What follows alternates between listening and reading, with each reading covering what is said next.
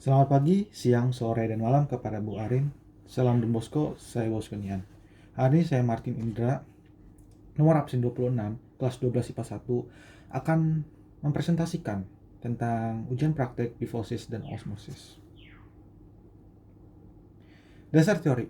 Difusi adalah peristiwa mengalirnya atau berpindahnya suatu zat dalam pelarut dari bagian berkonsentrasi tinggi ke bagian yang berkonsentrasi rendah. Osmosis adalah proses perpindahan atau pergerakan molekul zat pelarut dari larutan yang konsentrasi zat pelarutnya tinggi menuju larutan yang konsentrasinya zat pelarutnya rendah melalui selaput atau membran selektif, permeable atau semi-permeable. Tujuan dari praktikum ini adalah yang pertama, untuk mengetahui proses difusi, yang kedua, untuk mengetahui proses osmosis, yang ketiga, untuk mengetahui plasmolisis pada sel tumbuhan. Di sini saya sudah menyediakan alat dan bahan untuk melakukan proses percobaan ini.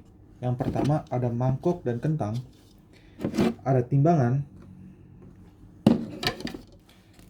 3 botol plastik dengan 3 teh, ada sedotan, ada bayam, ada telur mentah, ada sendok, ada garam, dan yang terakhir ada jarum pentul. Cara kerjanya. Yang pertama, difusi teh.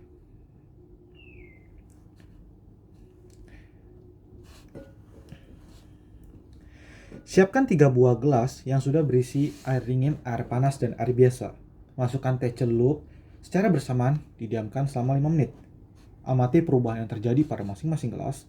Catat waktu masing-masing gelas pada saat teh tercampur merata. Ulangi langkah yang sama dan bahan uji teh diganti kopi bubuk. Oke, cara kerja yang pertama atau praktikum yang pertama adalah difusi terhadap teh. Di sini saya sudah memiliki air panas, air dingin, dan air biasa dan sudah memiliki 3 bubuk teh juga. Oke, di sini saya juga sudah ada timer. Mari kita lihat. Nanti setelah ini saya akan kasih lihat hasilnya seperti apa. Baik, ini adalah hasil pengamatan saya tentang difusi teh, ujian praktek. Bisa dilihat air panas, air dingin, dan air biasa berbeda-beda warnanya. Air panas membutuhkan waktu 3 menit agar tehnya terlarut. Air biasa membutuhkan waktu 5 menit agar tehnya bisa terlarut, dan air dingin membutuhkan waktu 6 menit sampai lebih. Dan bisa dilihat ini warnanya berbeda sekali. Kenapa bisa begini? Kenapa bisa terjadi perbedaan yang signifikan?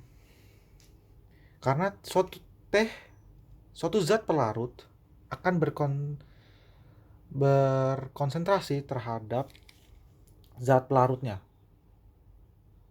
Zat terlarut akan berkonsentrasi kepada zat pelarutnya. Di sini airnya air panas, maka konsentrasinya akan lebih cepat. Maksudnya adalah penyebarannya akan lebih cepat. Di sini karena suhunya normal, air biasa, maka maka hasil prakteknya juga biasa-biasa saja dalam waktu yang bilang cukup cepat dan cukup diantaranya. Sedangkan air dingin itu membutuhkan waktu yang lebih lama karena ya suhu air lebih rendah. Sekian dan terima kasih. Next ke praktikum yang selanjutnya. Yang kedua, osmosis pada umbi dan buah. Siapkan umbi, kentang atau buah yang ada di dalam rumah. Potong umbi atau buah tersebut dengan panjang 5 cm dan ketebalan 2 cm. Buatlah 3 potong sebagai bahan uji. Timbanglah masing-masing bahan uji coba, dicatat berat awalnya. Siapkan 3 gelas yang sudah diisi air, beri label A, B, dan C. Gelas A diisi dengan garam sebanyak 1 sendok makan. Gelas B diisi dengan garam sebanyak 2 sendok makan, sedangkan gelas C tanpa garam. Masukkan umbi atau buah ke dalam ketiga gelas tersebut. Diamkan selama 15 menit, angkat bahan uji, timbang, dan ukur bahan uji tersebut. Baik, ini adalah percobaan osmosis kedua tentang kentang. Di sini saya sudah memiliki 3 kentang dan saya sudah mengukur satu kentangnya masing-masing, beratnya masing-masing. Dan di sini saya juga sudah memasukkan garam.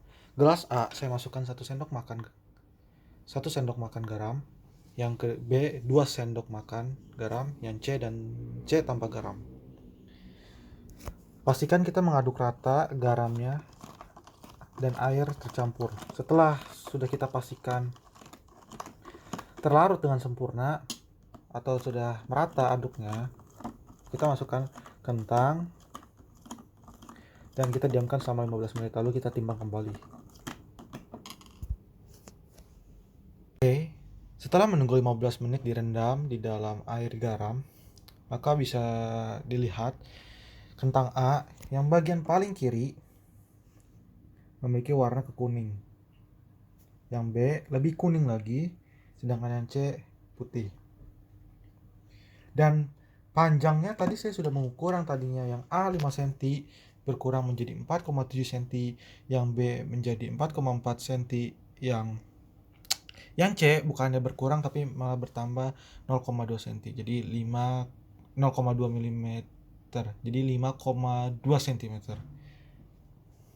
Dan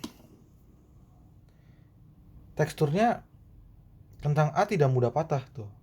Saya gini-gini ya. Ini yang 1 sendok makan garam, yang ini 2 sendok makan garam. Tuh. Tidak mudah patah, bisa dilihat. Sedangkan yang C mudah sekali patah. Oke. Lalu mari kita ukur beratnya masing-masing.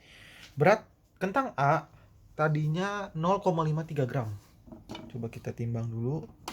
Kentang A, mari kita timbang. Berapakah beratnya sekarang? Oh, yang tadinya 0,53 jadi 0,48 gram. Kentang B yang tadinya beratnya 0,45 gram, kita timbang jadi berapa? 0,43 gram. Turun 0,2. Kentang C yang tadinya beratnya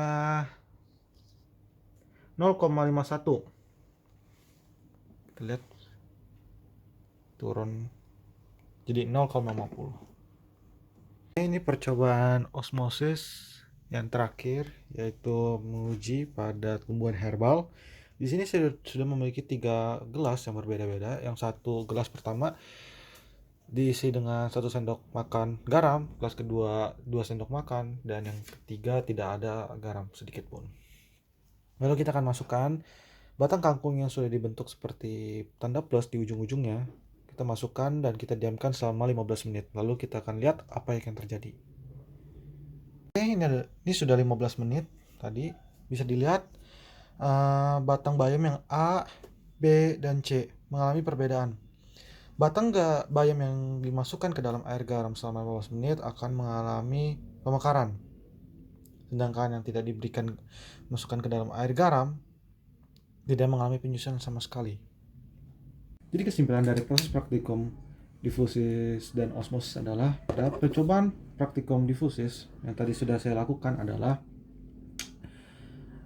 semakin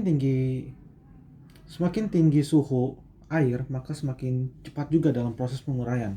Seperti contoh tadi yang tadi saya lakukan, teh yang dicelupkan kepada air panas dengan teh yang dicelupkan air dingin dan air biasa akan berbeda dalam penguraiannya. Waktu teh panas itu membutuhkan waktu 3 menit, maka bisa diambil kesimpulan semakin tinggi suhu air, semakin cepat juga dalam proses penguraian. Dan kesimpulan dari praktek osmosis adalah kadar garam yang terdapat di dalam air, semakin tinggi kadar garamnya, maka akan mempengaruhi zat yang akan dicoba, zat yang diuji cobakan. Seperti tadi batang bayam yang semakin mengkerut dan itu akan mempengaruhi, dan itu berbeda dengan yang tidak diberikan garam. Seperti batang tadi yang tidak diberikan garam itu tidak menyusut sama sekali. Jadi kesimpulannya seperti itu dari uji coba yang saya lakukan. Terima kasih.